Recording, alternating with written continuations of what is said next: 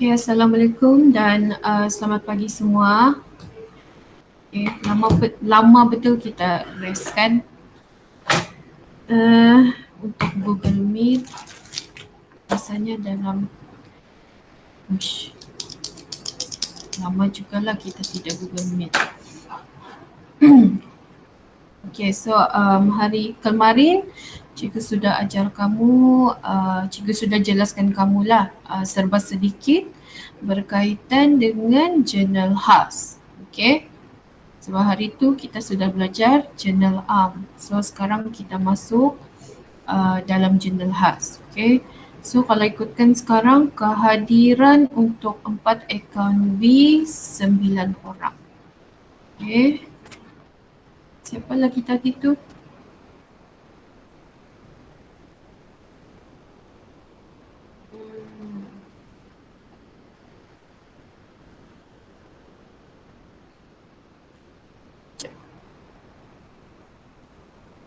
Okay. So kita pun sekarang 10.20 sudah. Okay. Kita pun dah mau buang masa. Okay, cikgu akan share cikgu punya desktop, cikgu punya screen. Ini sudah tu.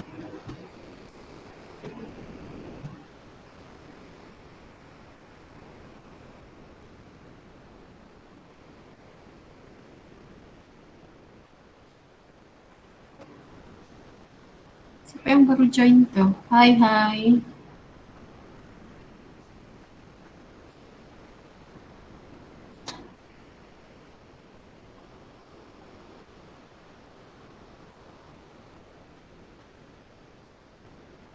Okay, kamu nampak kan ni? Cikgu punya slide PowerPoint. Nampak cikgu. Nampak Okay. So kamu dengar sajalah. Okay, kamu boleh buka buku teks. Okay. Walaupun cikgu tahu ada yang baring-baring lagi kan.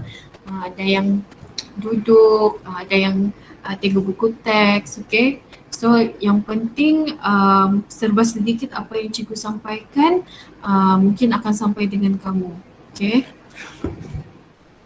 So kamu boleh buka buku teks muka surat 105, okay, 4.3 jurnal khas. Okay, sebenarnya kita sudah terlambat ni sebab baru-baru ni 2 minggu 2 minggu selepas raya tu cikgu lebih kepada mengulang kaji supaya kamu lulus exam.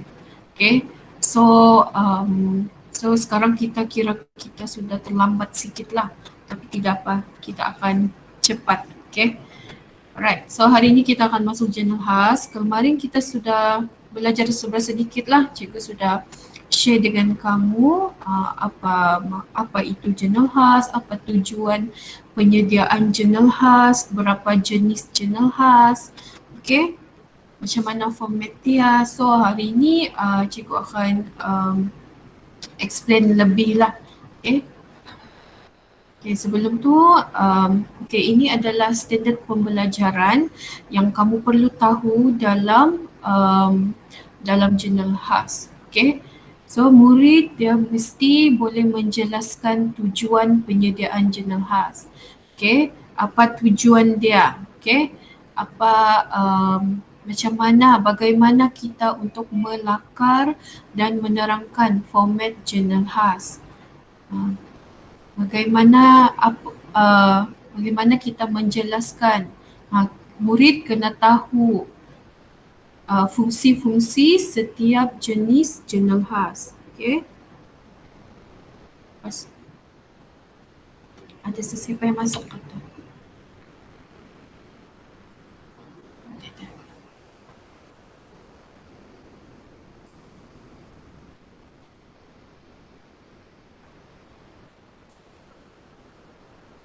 Okay.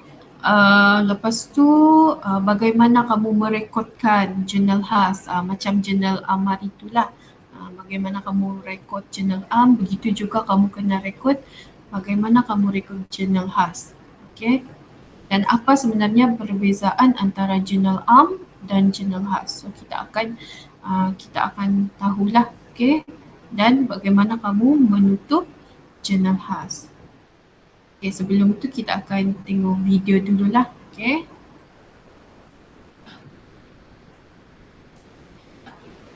Kuatkah? Kita slowkan.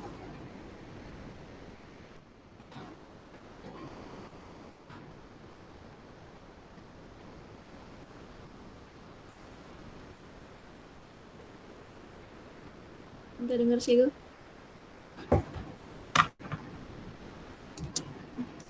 Yes? Kenapa tu? Ada sesiapa?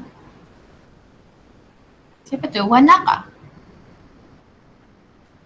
Ada Ya, masalah? cikgu. Tidak. Oh, okay. Sekejap, cikgu slowkan dulu. Macam terlampau.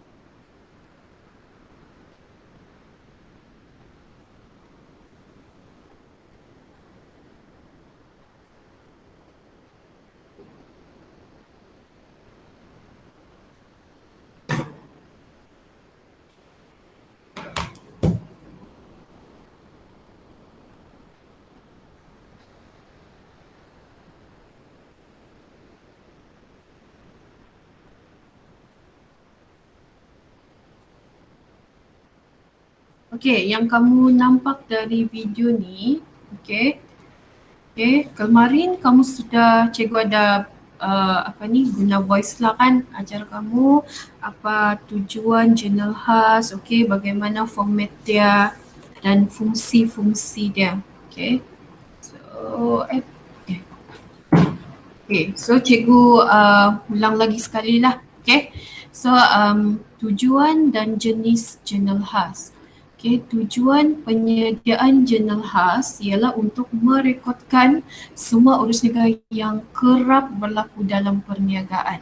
Okay, itu kamu kena ingat. Tujuan penyediaan jurnal khas merekodkan urus negara yang kerap berlaku dalam perniagaan. Sebagai contoh, jual belilah, membeli, menjual. Okay, itu adalah urus niaga yang kerap berlaku dalam perniagaan. Okay, sesuatu perniagaan tu dia membeli barang niaga. Okay, maksudnya dia beli stok untuk dia jual. Itu dia membeli. Lepas tu dia menjual kepada pelanggan, kepada customer. Okay, so itu adalah tujuan penyediaan jurnal khas. Okay, yang kerap berlaku. So jurnal khas ni tujuan dia untuk merekodkan urus niaga yang kerap berlaku dalam perniagaan. Okey, ada 6 jenis. Jurnal khas, jurnal belian, jurnal jualan, jurnal pulangan belian atau lebih dikenali sebagai jurnal pulangan keluar, jurnal pulangan jualan atau lebih dikenali sebagai jurnal pulangan masuk, jurnal penerimaan tunai dan jurnal pembayaran tunai. So hari ini cikgu akan beritahu kamu dia punya fungsi dan format. So mungkin minggu depan baru kita akan merekod. Okay. Okay. Format untuk jurnal khas. Okay. Format jurnal belian. Okay. Format jurnal belian dia macam ni. kamu kena buat table. Okay, table begini. Okay, dia sebenarnya berbeza dari journal arm. Okay, di sini dia sama tarikh, butir, folio kan. Tetapi kalau journal arm dia ada debit dan kredit. Okay, kalau journal belian dia tidak ada debit kredit, dia terus jumlah. Okay, dan kalau kamu nampak di sini sama saja ada tahun, tarikh transaction atau tarikh urus niaga dibuat, dan butiran untuk jurnal khas ni dia special, dia cuma hanya macam kedai, syarikat, maksudnya nama pembekal, nama kedai, yang itu yang kamu kena letak di sini. Okay. Okay, untuk jurnal belian, okay, cikgu sudah terangkan kamu apa fungsi-fungsi dia kemarin kan. Okay, kamu boleh buka buku teks, buka surat 107. Okay. Okay, jurnal belian ni dia digunakan untuk merekodkan semua belian barang niaga dalam perkhidmatan secara kredit. Okay, sebagai contoh, okay, kamu adalah syarikat akaun B, syarikat B lah kan, kamu kelas akaun B. Okay, syarikat B. Okay, contoh kamu menjual barangan elektrik. Okay, syarikat B kamu menjual barangan elektrik. Okay, so barangan elektrik yang kamu jual tu kamu mesti ada pembekal kan untuk kamu membeli barang kan. So pembekal tu adalah butiran yang kamu perlu letak dalam jurnal belian. Contohnya, okay, pembekal tu adalah sebagai contoh Panasonic. Panasonic Berhad kan. Sebagai contoh Panasonic Berhad. So, kamu membeli barang jualan atau barang niaga kamu di Panasonic. Okay, company syarikat Panasonic Berhad. Dan kamu bayar secara kredit. Okay. So ada dua lah yang kamu perlu ingat, apa ciri-ciri yang kamu perlu masukkan, yang perlu kamu rekod dalam jurnal belian. Yang pertama, apabila kamu sebagai sebagai kedai elektrik membeli kepada pembekal barangan elektrik kepada Panasonic, so kamu kena letak butiran dalam butiran ini adalah sebagai contoh Panasonic. Okay, kedai Panasonic. Dan lepas tu kamu kena tahu juga kamu bayar menggunakan apa. Kalau kamu bayar menggunakan secara kredit, dia antara dua lah, secara kredit atau secara tunai atau cek. Okay, kalau secara kredit kamu kena masukkan dalam jurnal belian. So kamu akan letak sinilah. Sebagai contoh pada tahun 2021 September, syarikat Panasonic Berhad, berapa yang kamu beli secara kredit? Sebagai contoh 10,000. Itu sahaja. Okay. So kalau ada lagi yang kamu beli, contohnya yang itu baru kamu beli barang elektrik dari pembekal Panasonic. Belum lagi kamu beli dari pembekal apa sekarang brand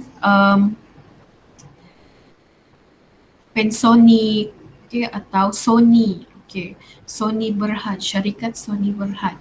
Kamu beli di sana barangan elektrik sebagai contoh sebanyak 5,000 untuk secara kredit. So kamu letaklah di sini. Okay, yang ini 1 September tadi kan Panasonic. So di sini 3 September Sony Berhad sebanyak RM5,000. Dan kamu jumlahkan dia apabila sehingga hujung bulan 31 September sebagai contoh akaun belian, dan kamu jumlahkan dia sebanyak tadi 10,000 tambah 5,000 dapat 15,000. Begitu sahaja. Okey, sekarang Okey, selalunya yang ini kita jangan dulu tengok ah. Okey, sekarang ni cikgu mau kamu tengok format sahaja. Mungkin minggu depan baru kita akan masuk merekod. Okey, untuk format jurnal jualan, okey. Ini adalah format jurnal jualan. Dia sama sahaja table dia, cuma kamu kena tukar jurnal jualan. Okey, apa fungsi dia?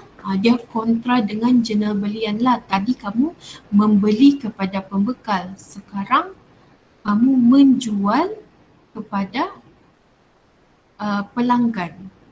Okey, kamu jual barang kepada pelanggan yang membayar secara kredit. Okey, untuk jurnal jualan. Okey, jurnal jualan ni fungsi dia untuk merekodkan semua jualan barang niaga secara kredit.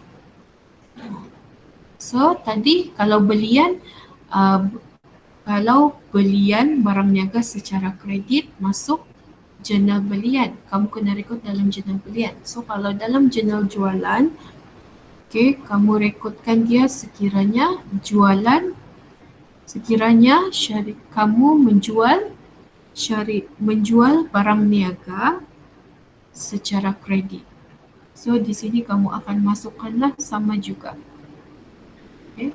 Yang ini cikgu cuma bagi format saja.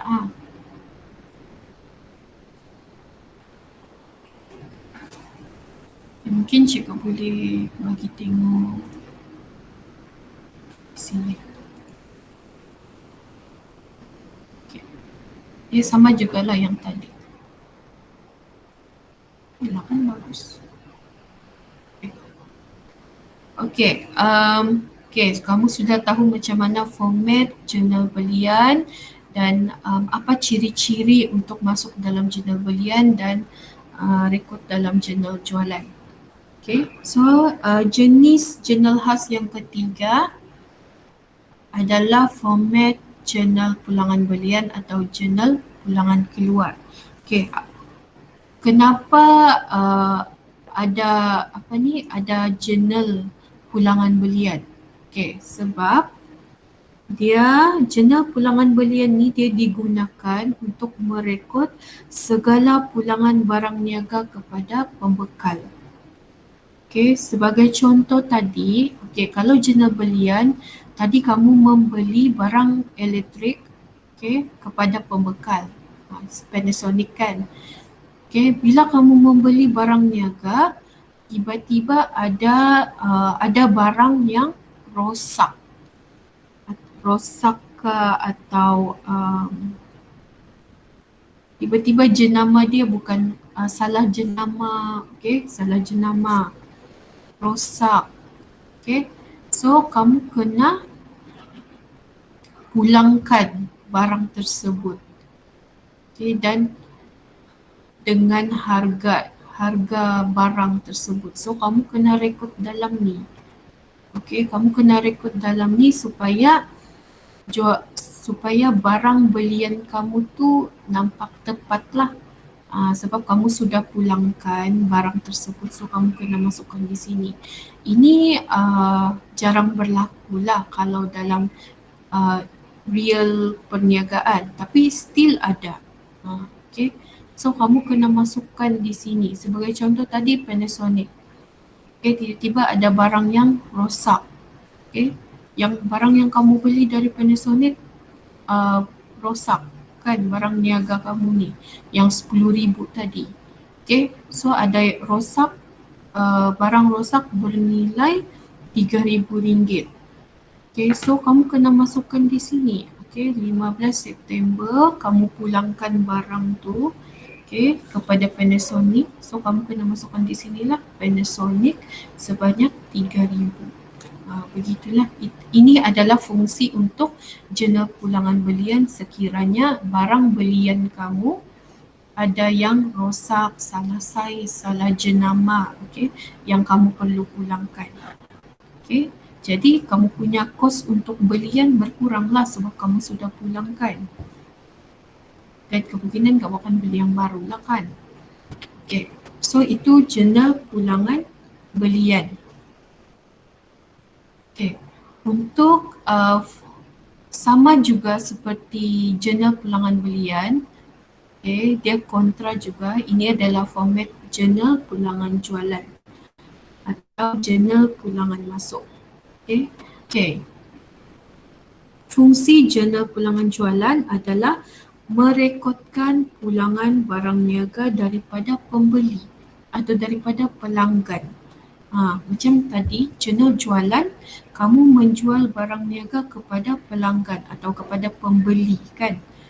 Okay. Sebagai contoh, dia membeli secara kredit berharga barang elektrik berharga RM5,000. Okay.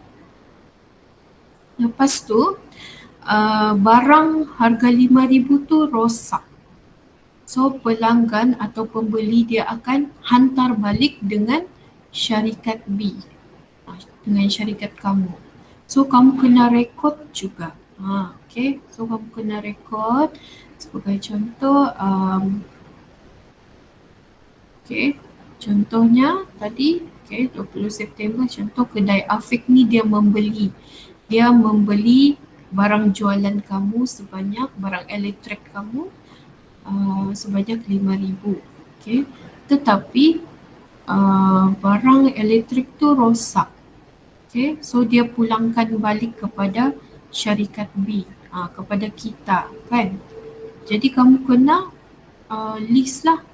Kamu kena rekod saja apa barang yang dipulangkan kepada kamu disebabkan rosak, salah jenama, salah saiz kah. Okay.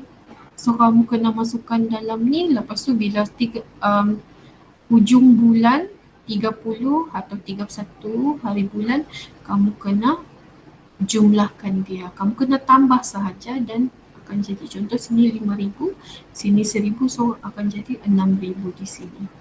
Ini senang, sangat senang. Jurnal khas sangat senang.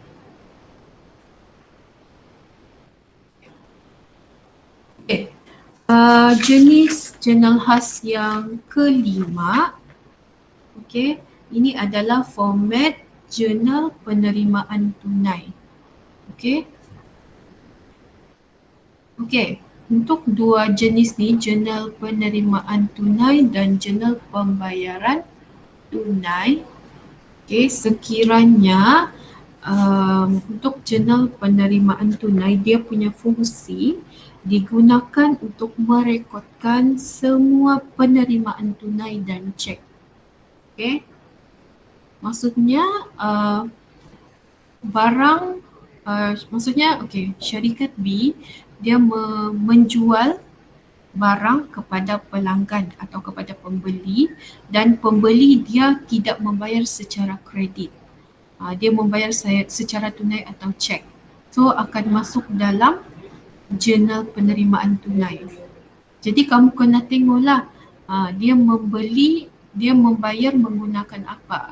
Macam cikgu bagi tahu tadi, secara kredit atau secara tunai atau cek. So kalau secara kredit, kamu kena masukkan dalam jurnal jualan. So kalau secara cash, tunai atau cek atau bank, kamu kena masukkan dalam jurnal penerimaan tunai. Okay. Format ni cikgu akan bagi selepas ni lah. Okay. So kamu mungkin boleh tengok atau kamu boleh print kah. Okay. So dia ada tarikh, butir, okay, tunai, bank, diskaun diberi, akaun belum terima, jualan dan lain-lain. Kamu boleh tengok dalam buku teks juga. Okay. So ini adalah jurnal penerimaan tunai. Okay, untuk jurnal pembayaran tunai. Okay, jurnal pembayaran tunai dia merekodkan segala pembayaran tunai dan cek. Okay, dia merekodkan segala pembayaran. Apabila syarikat B dia membayar secara tunai kepada pembekal, okay, contoh tadi kepada Panasonic kan. Contohnya tadi dia bayar secara kredit sebanyak RM10,000. So kamu masukkan dalam jurnal belian 10,000. Kamu rekod dalam jurnal belian 10,000. Okay. Tetapi okay, kamu juga ada beli secara tunai kepada Panasonic sebanyak 5,000. So semuanya ada 15,000 kan. Okay. Tapi kamu kena tengok juga kalau secara kredit kamu kena masukkan dalam jurnal belian. Okay. Kalau secara tunai atau cek, kamu 5,000 tu kamu kena masukkan di sini. Okay. Tarikh bila kamu beli butiran. Okay. Kalau ada nombor cek, kamu letaklah nombor cek. Okay. Dan adakah dia membayar menggunakan tunai? Okay. Debit lah di sini, ini salahnya. Okay. Debit, tunai ataupun secara bank. Maksudnya cek lah. Okay. Lepas tu kalau ada diskaun akan kamu isilah di sini. Yang itu dia akan beritahu lah. Okay. Berapa diskaun kamu dapat. Okay. Dan ini nama pembekal Panasonic. Gitu. Panasonic Berhad. Okay.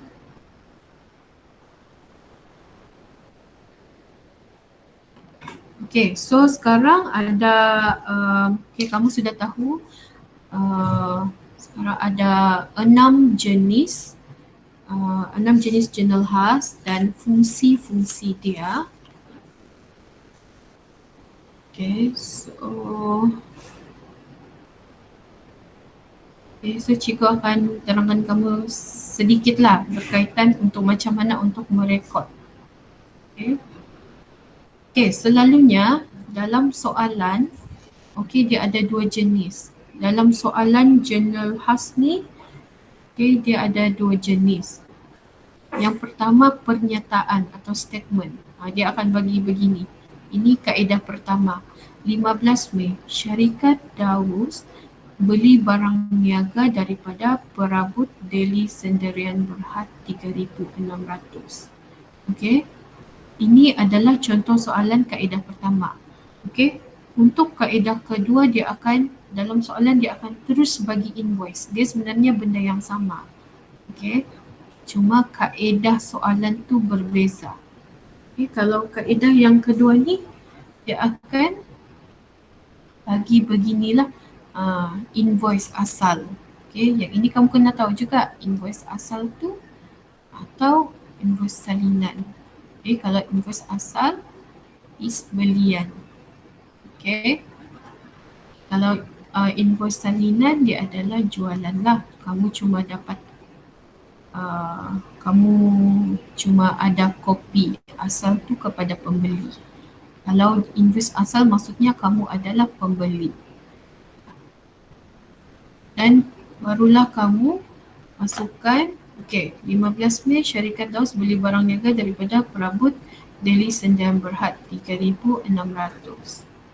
Okey, kamu tengok sini. Ini adalah 3,600. Okey, maksud sekiranya ada invoice ni, ini maksudnya kamu membeli secara kredit. Okey. Dan macam mana kamu buat? Okey, kamu buat format ni lah. Jurnal belian ada tarikh, ada butir, folio, nombor dokumen dan jumlah. Okey. Lepas tu kamu tengok tahun dengan tarikh. Okey, tahun 15 Mei 2020. So kamu masukkan di sinilah. Okey, tahun 2020 15 Mei. Okey, kamu adalah syarikat Daus. Okey. Lepas tu, kamu syarikat Daus, kamu membeli perabot Delhi Sendirian Berhad 3,600. So kamu kena ambil nama pembekal ni, rekod dalam sini, perabot Delhi. Okay, kalau ada nombor invoice, kamu masukkanlah. Kalau macam di sini dia ada nombor invoice. INV 010. So kamu boleh masukkanlah. Kalau tidak ada, tidak perlu. Okay. So jumlah kamu membeli secara kredit adalah 3,600. Dan bila tidak ada lagi transaction, so kamu boleh tutup 31 Mei. Yang ini kamu kena ingatlah, akaun belian debit dan kamu total up dia 3,600. Itu sahaja. Okay, untuk jurnal belian.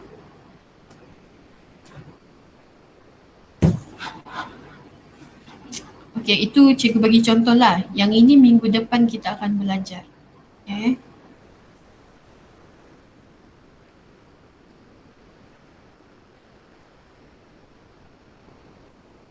Okay, semua okay kan ni? Bolehkah?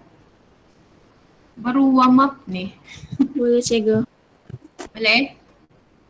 Okay, lepas ni cikgu akan bagi kamu format untuk jurnal khas.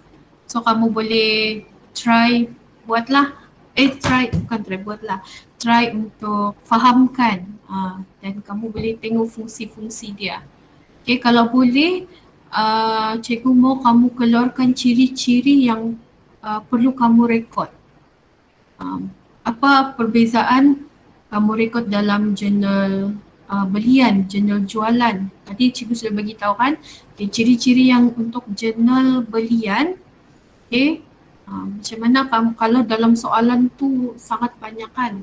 Bila ada jurnal belian, bila ada soalan, kamu tengok dia cakap di sana membeli barang niaga secara kredit. Itu adalah masuk jurnal belian. Tidak perlu lagi kamu pening-pening. Okay, kalau dia cakap membeli barang niaga, kamu kena ingat untuk jurnal khas dia cuma barang niaga, bukan contohnya kalau company tu dia dia punya barang niaga adalah barangan elektrik. Maksudnya dia memang jual barang elektrik. Okay.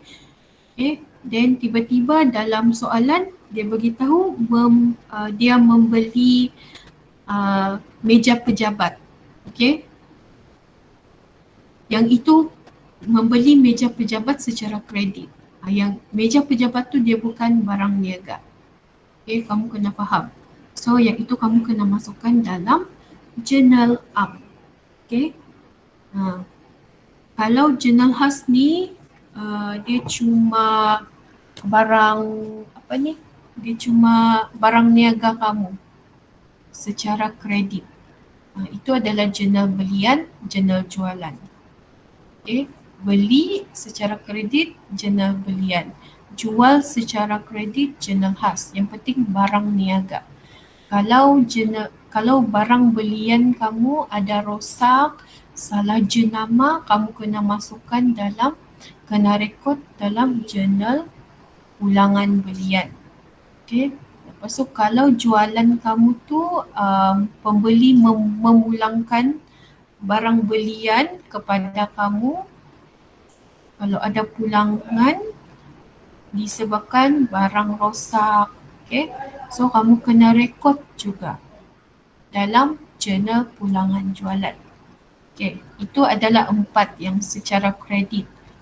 Tetapi jika kamu membeli barang dengan membeli barang niaga dengan membayar secara tunai atau cek, kamu kena masukkan dalam pembayaran jurnal pembayaran tunai.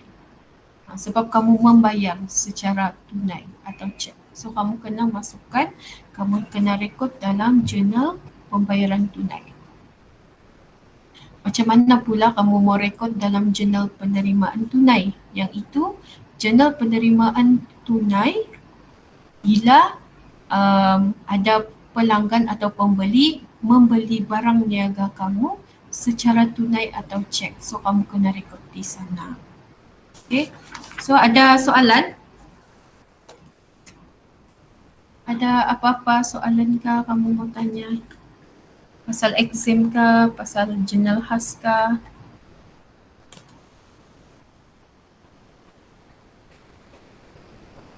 Tidak? Tidak cikgu. Tidak? Cepat cikgu kamu.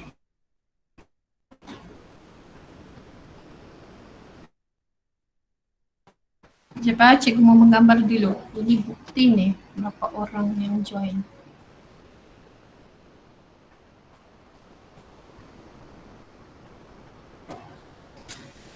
Okay, so itu sahaja untuk hari ini. Kita jumpa hari berapa? Rabu kan? Okay, so kita jumpa hari Rabu. Hari Rabu nanti kita akan merekod. So minggu ni cikgu bagi warm up sekejap. Okay, so lepas ni cikgu akan send di Telegram slide, okay, dengan format, okay, format supaya kamu senang rujuk. Okay, itu sahaja hari ini. Thank you semua yang join. Okay, bye. Thank you, cikgu. Alright, thank you. Bye-bye.